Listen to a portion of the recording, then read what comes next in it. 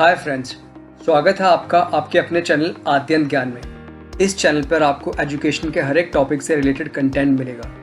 तो अगर आपने अभी तक हमारे चैनल को सब्सक्राइब नहीं किया तो प्लीज़ इसे सब्सक्राइब कीजिए और नीचे दिए गए बेल आइकन पर जाके क्लिक करें ताकि आपको हमारे वीडियोस की नोटिफिकेशन टाइम पे मिलते रहे।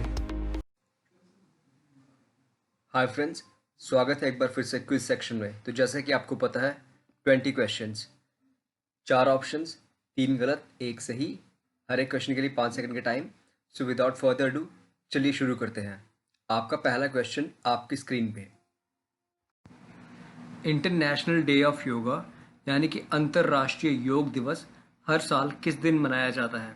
आपके ऑप्शंस हैं ए 20 जून, बी 21 जून, सी 22 जून या फिर डी 23 जून। आपका समय शुरू होता है अब।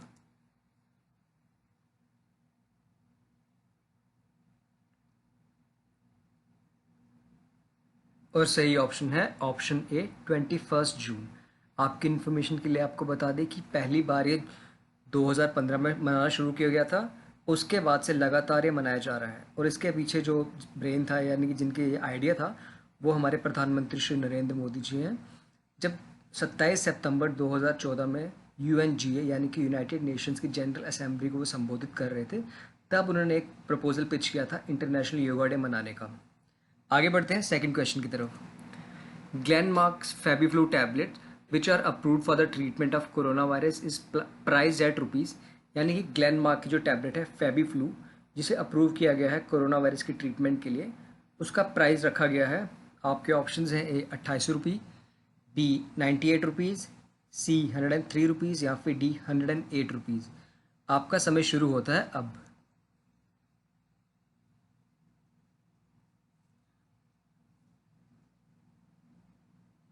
और सही ऑप्शन है ऑप्शन सी 103 रुपीज़। ये जो टैबलेट है फेबी फ्लू, इस टैबलेट का प्राइस रखा गया है सिंगल टैबलेट का 103 रुपीज़। इस टैबलेट को अप्रूव किया गया है कोरोना वायरस की ट्रीटमेंट के लिए, पर ये सिवियर केसेस में नहीं है। ये माइल्ड टू माइनर सिम्टम्स में पेशेंट्स को दी जाएगी, पर पेशेंट्स को दिए जाने से पहले पेशेंट का भी कंसेंट लेंगे डॉक्टर, और उसके बाद डॉक्टर से इशू करेंगे। आगे बढ़ते हैं थर्ड क्वेश्चन। ग्राम पानी सेंचुरी इज लोकेटेड एट, यानी कि ग्राम पानी सेंचुरी किस जगह पर स्थित है? आपके ऑप्शंस हैं ए जूनागढ़ गुजरात, बी दीफू असम, सी कोहिमा नागालैंड या फिर डी गैंगटॉक सिक्किम। आपका समय शुरू होता है अब।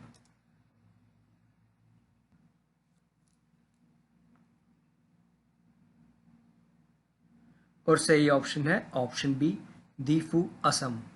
आगे बढ़ते हैं फोर्थ क्वेश्चन के लिए। First human heart transplant operation conducted by doctor Christiaan Barnard on Louis Washkansky was conducted in, यानी कि पहला ह्यूमन हार्ट ट्रांसप्लांट जो कि कंडक्ट किया गया था डॉक्टर क्रिस्टियन बर्नार्ड के द्वारा, पेशेंट जिनका नाम था लुइस वशकैंस्की, वो किस साल में किया गया था? आपके ऑप्शंस हैं ए 1967, बी 1968, सी 1958 या फिर डी 1922। आपका समय शुरू होता है अब।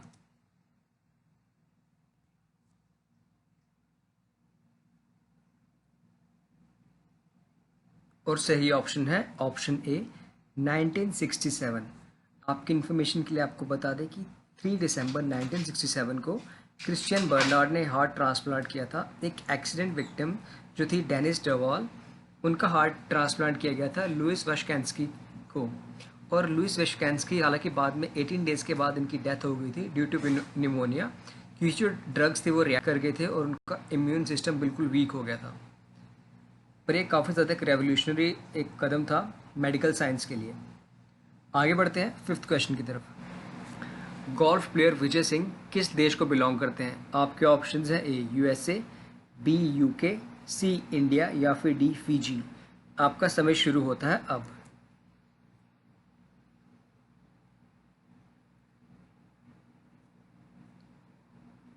और सही ऑप्शन है ऑप्शन डी फीजी।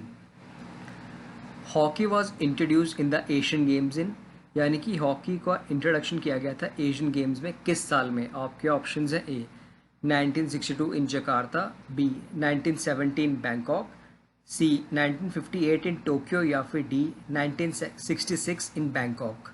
आपका समय शुरू होता है अब।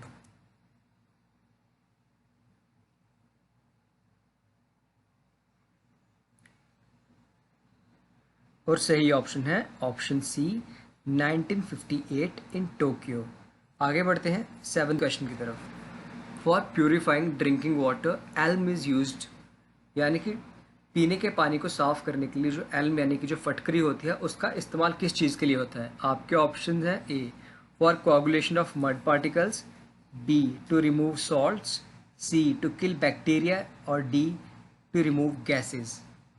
आपका समय शुरू होता है अब।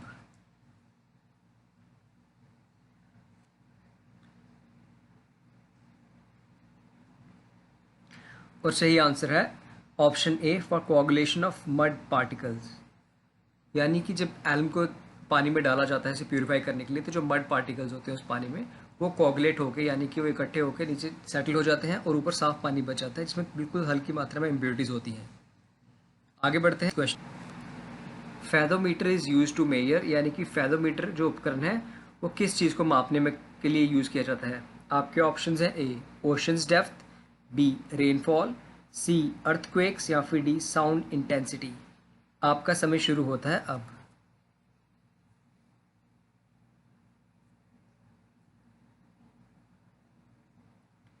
और सही ऑप्शन है ऑप्शन ए ओशन डेप्थ। ये जो फैथोमीटर होता है ये साउंड वेव्स के द्वारा ओशन की डेप्थ का पता लगाता है। आगे बढ़ते हैं 9th क्वेश्चन की तरफ। For seeing objects at the surface of water from a submarine under water the instrument uses, यानी कि जो सबमरीन होती है अंडर वाटर वहाँ से जो पानी के ऊपर ऑब्जेक्ट्स हैं उनको देखने के लिए एक खास प्रकार का उपकरण यूज़ किया जाता है। उस उपकरण या इंस्ट्रूमेंट का नाम क्या है? आपके ऑप्शन हैं ए कलाइडोस्कोप, बी टेलीस्कोप, सी स्पेक्ट्रोस्कोप या फिर डी पेरिस्कोप। आपका समय शुरू होता है अब।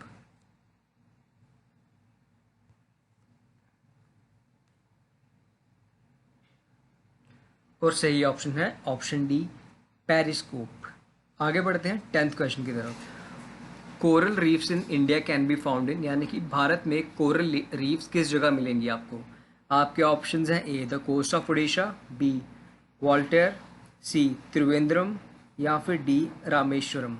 आपका समय शुरू होता है अब।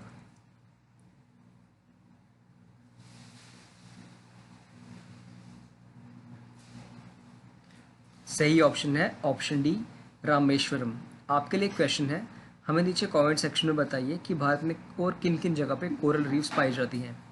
आगे बढ़ते हैं 11th क्वेश्चन की तरफ। Who was the first Indian chief of army staff of the Indian army, यानी कि वो पहले भारतीय कौन थे जो कि इंडियन आर्मी के चीफ बने थे? आपके ऑप्शंस हैं A vice admiral R D Khatri, B general Maharaja Rajendra Singh ji, C general K M Cariappa या फिर D none of the above. आपका समय शुरू होता है अब।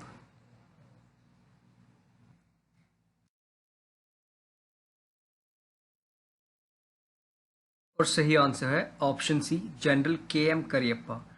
Field marshal Kodandera Kipper Madappa Cariappa ये इंडिया के पहले आर्मी के चीफ थे और इन्होंने इंडिया को लीड किया था इंडो पाकिस्तान वार जो 1947 में हुआ था। ये कमांडर इन चीफ अपॉइंट किए गए थे इंडियन आर्मी के 1949 में। भारत में आज तक सिर्फ 2 ही इंडियन आर्मी ऑफिसर्स हुए हैं जिन्हें 5 स्टार रैंक मिला है फील्ड मार्शल का। एक तो है के एम करियप्पा और दूसरे कौन है वो आप हमें कमेंट में बताइएगा। आगे बढ़ते हैं 12th की तरफ।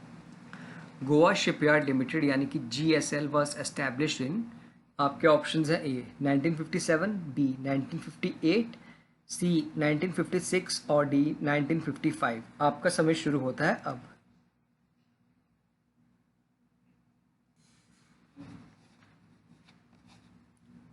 और सही ऑप्शन है ऑप्शन ए 1957।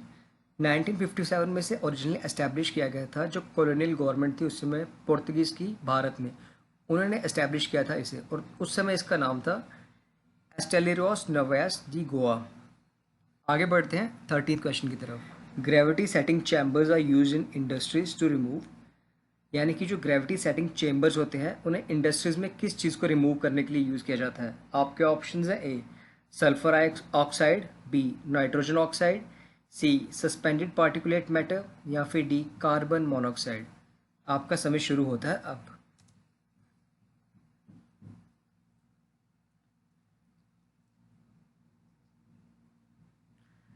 और सही ऑप्शन है option C suspended particulate matter.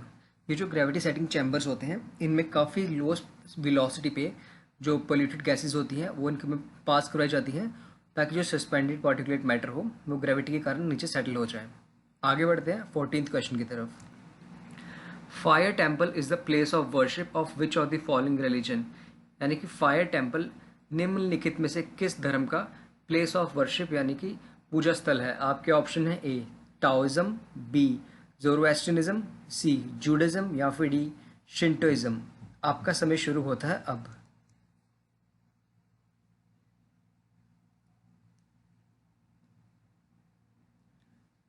और सही जवाब है ऑप्शन बी ज़ोरोएस्ट्रियनिज्म। आगे बढ़ते हैं 15th क्वेश्चन की तरफ। Film and TV institute of India is located at. यानी कि film and TV institute of India कहाँ पे स्थित है। आपके ऑप्शंस है ए पुणे महाराष्ट्र, बी पिंपरी महाराष्ट्र, सी राजकोट गुजरात या फिर डी पेरम्बदूर तमिलनाडु। आपका समय शुरू होता है अब।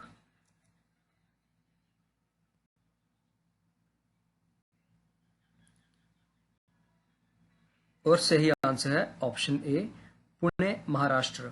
आगे बढ़ते हैं 16th क्वेश्चन की तरफ। Georgia, Uzbekistan and Turkmenistan become the member of UNO in. यानी कि जॉर्जिया, उज़्बेकिस्तान और तुर्कमेनिस्तान यूनाइटेड नेशंस ऑर्गेनाइजेशन के मेंबर कब बने थे। आपके ऑप्शंस है ए 1991, बी 1992, सी 1993 या फिर डी 1994।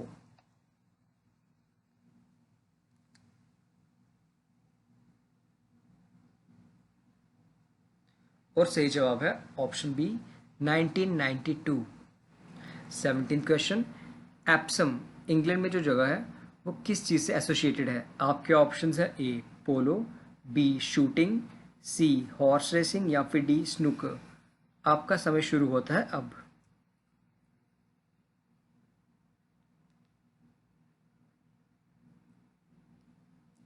और सही आंसर है ऑप्शन सी हॉर्स रेसिंग। आगे बढ़ते हैं 18th क्वेश्चन की। First China war was fought between. आपके ऑप्शंस हैं A China and Britain, B China and France, C China and Egypt और डी चाइना एंड ग्रीस। आपका समय शुरू होता है अब।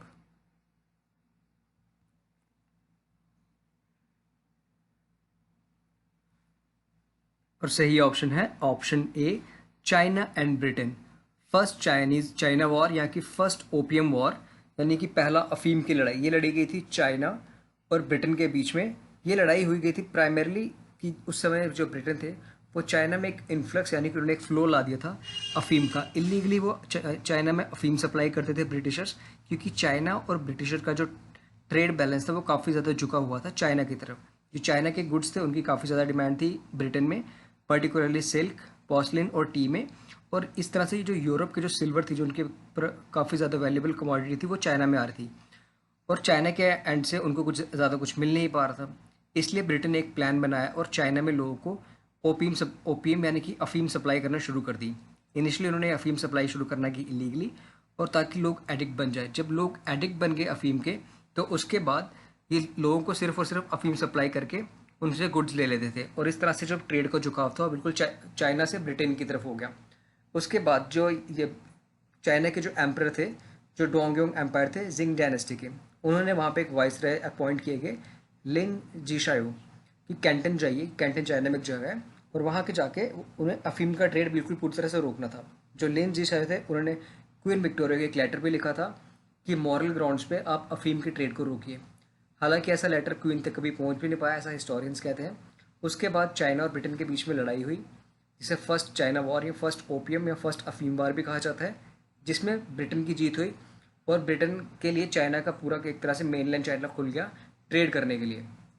आगे बढ़ते हैं 19th क्वेश्चन की तरफ। First Afghan war took place in. आपके ऑप्शंस हैं ए 1843, बी 1833, सी 1839 या फिर डी 1848। आपका समय शुरू होता है अब।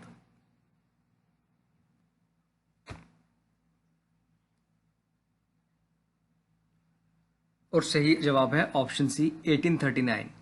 फर्स्ट अफगान वार या फर्स्ट एंग्लो अफगान वार हुआ था ब्रिटिश ईस्ट इंडिया कंपनी और अफगानिस्तान की एमिरेट के बीच में। 1839 से 1842 तक चला था और इनिशियली ब्रिटिशर्स से उन्होंने सक्सेसफुली इंटरवीन किया था एक सक्सेशन डिस्प्यूट जो कि हुआ था जो अमीर थे उस समय के दोस्त मोहम्मद, और जो फॉर्मर अमीर थे शाह शुजा, जिन्हें ब्रिटिशर्स ने ही एक तरह से कुर्सी पर बिठाया था।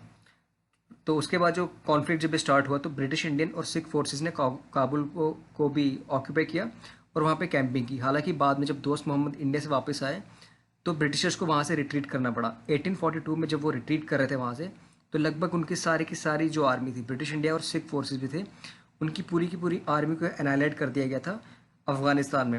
ये बहुत ही बड़ा मतलब एक धक्का लगा था ब्रिटिश ईस्ट इंडिया कंपनी को और सिख फोर्सेस को भी, क्योंकि वहाँ पे हार हुई थी ब्रिटिश ईस्ट इंडिया कंपनी की और जीत हुई थी अफ़गानिस्तान की। तो आगे बढ़ते हैं 20th यानी कि आज के लास्ट क्वेश्चन की तरफ। Hitler's party which came into power in 1933 is known as. Hitler की जो पार्टी थी 1933 में जो सत्ता में आई थी, उस पार्टी का नाम क्या है? आपके ऑप्शंस हैं A Labour Party, B Democratic Party, C Ku Klux Klan या फिर डी नाजी पार्टी। आपका समय शुरू होता है अब।